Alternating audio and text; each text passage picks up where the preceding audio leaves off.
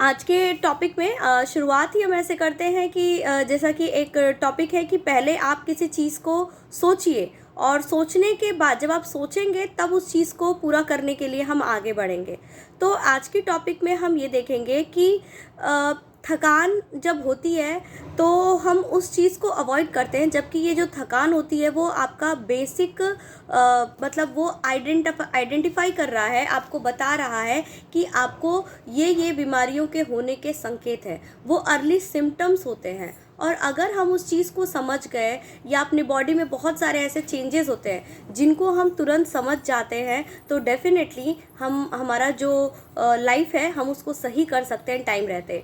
और एक एक कहावत भी है कि अब पछताए होत क्या जब चिड़िया चुन गई खेत। तो कई बार होता है कि हमारे को कोई बीमारी हो रही है, उसके बाद हम डॉक्टर के और मतलब हर जगह दौड़ते रहते हैं, तो क्या फ़ायदा। मतलब एक लिमिट तक ही कोई भी चीज़ का क्योर हो सकता है। और आज जो साइंस डेवलप कर रहा है, अगर हम बात करें तो हमारे आयुर्वेदा में और हमारे मतलब हमारा जो भारत की संस्कृति है वहाँ पर ये चीज़ें पहले से ही एग्जिस्ट कर रही थी। आप ये किसी भी फील्ड में आप देख सकते हैं।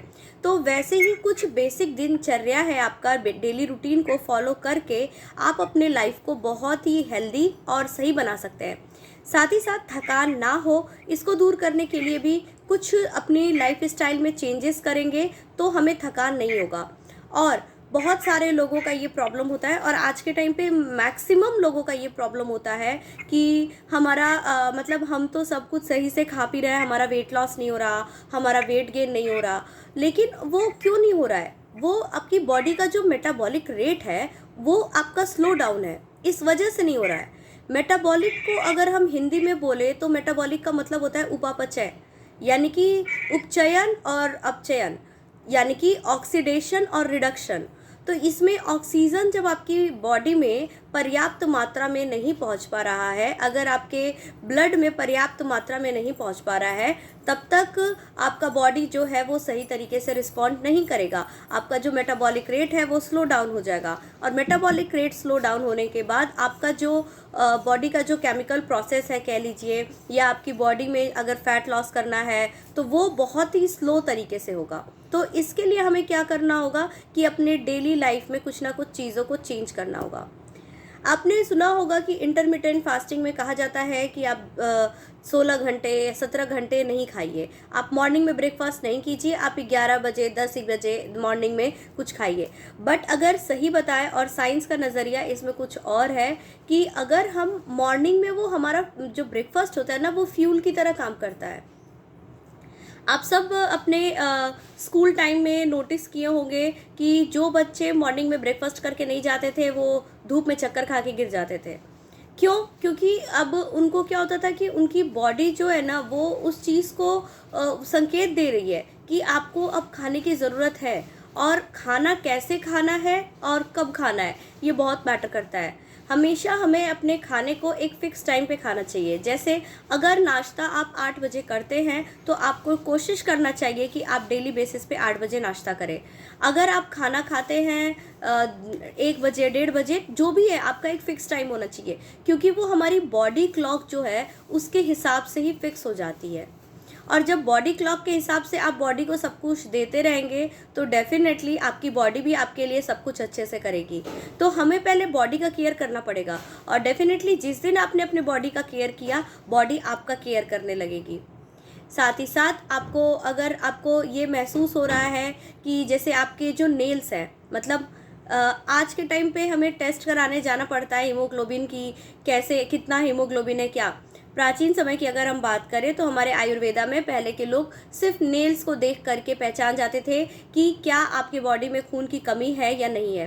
खून की कमी होने से अनीमिया होता है, और खून की कमी होने से आपके जीवन बहुत ज़्यादा प्रभावित हो जाता है, क्योंकि आपको थकान होता है, आपके ब्लड में ऑक्सीजन की मात्रा सही तरीके से नहीं हो पाती है, और भी बहुत सारी बीमारियों का घर हो जाता है। तो कैसे देख के आप नाखूनों को पता कर सकते हैं कि आपके ब्लड की कमी है या नहीं? तो अगर आपके नाखून बिल्कुल सफ़ेद है, एकदम वाइट, तो आप समझिए कि आपको खून की कमी है। और अगर आपके नाखून देखने पे आपको दिख रहा है कि वो पिंक कलर का है, पिंक है, दैट मीन्स कि आपके बॉडी में एडिक्वेट यानी कि पर्याप्त मात्रा में खून है।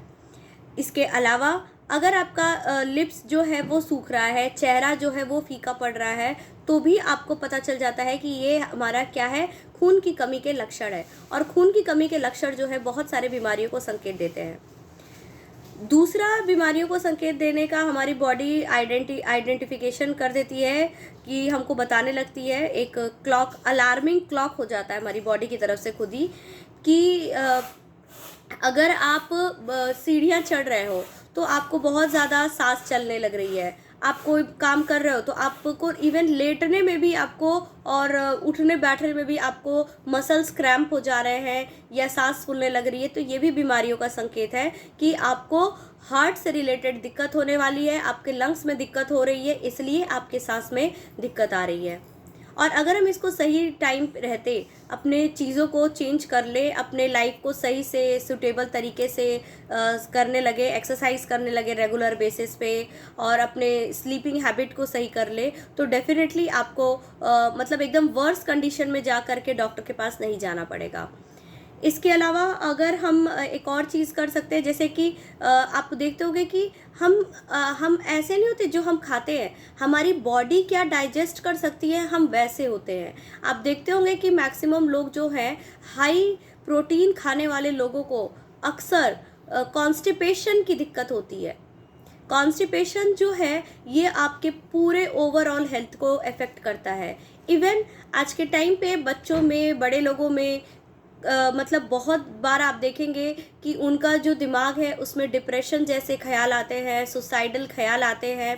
क्यों आते हैं ये ख्याल? तो एक तो मेंटल हेल्थ आपका अनहेल्दी है, इस वजह से आता है, और दूसरा उसका सबसे बड़ा रीज़न है कि आपका जो पेट है वो सही नहीं है। और ये मतलब कहने में बहुत अजीब सा लग रहा है, लेकिन लिटरली पेट की दिक्कत की वजह से बहुत सारी मेंटल इलनेस रहती है। और कहते हैं ना कि एक स्वस्थ शरीर में एक स्वस्थ मस्तिष्क का निवास होता है, तो ये बहुत मतलब ये सही बात है कि ये एक स्वस्थ अगर शरीर रहेगा तभी हमारा मस्तिष्क जो है वो सही तरीके से काम करेगा। तो जब हमारा सारा मस्तिष्क का कंसंट्रेशन जो है बीमारियों पे रहेगा, पेट दर्द पे रहेगा, कॉन्स्टिपेशन पे रहेगा, तो हम कहाँ से हमारा ब्रेन सही तरीके से फंक्शन कर पाएगा? तो डेफिनेटली ब्रेन से होने वाली बहुत सारी दिक्कत जो है आपको तब हो जाएगी जब आपका कॉन्स्टिपेशन की प्रॉब्लम होगी। और कॉन्स्टिपेशन से या आपके पेट सही नहीं रहने से लीवर से रिलेटेड डिजीज़ हो सकती है, और स्मॉल इंटेस्टाइन से रिलेटेड डिजीज़ हो सकती है, बहुत सारे डिजीज़ हो सकते हैं। तो अर्ली टाइम में अगर हम इन चीज़ों को समझ जाएं और दूर कर ले, तो डेफिनेटली हम एक अच्छी लाइफ की तरफ अग्रसर हो सकते हैं। इसके अलावा हमें क्या चीज़ों को शामिल करना होगा अपने फूड में जिससे कि हमें थकान ना हो? तो सबसे पहले तो हमें कुछ अपने खाने में ना डेली बेसिस पे एक तो टाइम फिक्स करना होगा बॉडी क्लॉक के हिसाब से। दूसरा, कुछ सीड्स पाए जाते हैं हमारे यहाँ, उनको आप खा करके अपने बॉडी को बहुत बेहतर कर सकते हैं उन सीड्स में। और वो सीड्स आपके विटामिन ई, विटामिन के और भी बहुत सारे विटामिन के बहुत ही, और फाइबर, इन सब के बहुत अच्छे सोर्स है। जैसे आप चिया सीड्स को कंज्यूम करिए, आप वाटरमेलन सीड्स को करिए, सनफ्लावर सीड्स को करिए, ये सारे सीड्स को खाइए। और अलसी जो होता है उसको खाइए, फ्लैक्स सीड्स को खाइए। ये सब खाने से भी आपकी बॉडी के बहुत सारे, फ्लैक्स सीड्स खाने से आपको कोलेस्ट्रॉल जैसी भी प्रॉब्लम नहीं होगी। और आपका जो सनफ्लावर सीड्स है उसमें ओमेगा 3 और विटामिन ई और फाइबर बहुत अधिक मात्रा में मिलता है, और इन सब के अलग अलग फ़ायदे हैं। ये सब आपको पता ही है कि कितने भी विटामिन और जितने भी मिनरल्स हैं, ये प्रोटेक्टिव फूड है और हमें बीमार होने से बचाते हैं। सो हमें इस चीज़ का भी ध्यान रखना होगा। साथ ही साथ हमें डेली रेगुलर बेसिस पे एक्सरसाइज करना चाहिए, और एक्सरसाइज का कोई सब्स्टिट्यूट नहीं है। अगर आप एक्सरसाइज नहीं कर पाते हैं अपने बिजी शेड्यूल में, तो आपको वॉकिंग ज़रूर करना चाहिए। वॉकिंग करने के बहुत फ़ायदे हैं, और ये फ़ायदे मैं नेक्स्ट टॉपिक में किसी दिन लाऊंगी। और साथ ही साथ हमारा जो पैर है, उन जो पैर जिस पे हम चलते हैं, पंजा जो होता है हमारा, उसमें इतने हमारे जितने भी जो हमारा बॉडी का ना न्यूरॉन और नर्वस सिस्टम पूरा कनेक्टिविटी होता है ना, पाँव से लेकर के सिर तक। तो जब आप चलते हैं तो वो सारे जो प्रेशर पॉइंट्स होते हैं पाँव के, वो दबते हैं, तो डायरेक्ट हमारे उस ऑर्गन को अफेक्ट करते हैं। और जब वो ऑर्गन अफेक्ट होता है तो डेफिनेटली वो सही तरीके से काम करता है। आप खुद अपने लाइफ में देखिएगा, ऐसे लोग जो डेली चलते हैं और ऐसे लोग जो डेली नहीं चलते हैं, उन दोनों के पूरे बॉडी पार्ट में बहुत आपको डिफरेंस मिल जाएगा। शुरुआत में लोग कह सकते हैं कि हमें तो कोई दिक्कत नहीं है या कुछ भी, लेकिन जैसे जैसे टाइम पासेस होगा आपको डेफिनेटली दिक्कत दिखाई देने लगेगी। साथ ही साथ मसल क्रैम्प की प्रॉब्लम भी बहुत है। अभी मैं अपना खुद का एक्सपीरियंस बताऊं तो मुझे लगता है कि मैं फिट हूं और मैं बहुत सारी चीज़ों को मतलब समझती भी हूं, उस हिसाब से खाती हूं, सब कुछ है।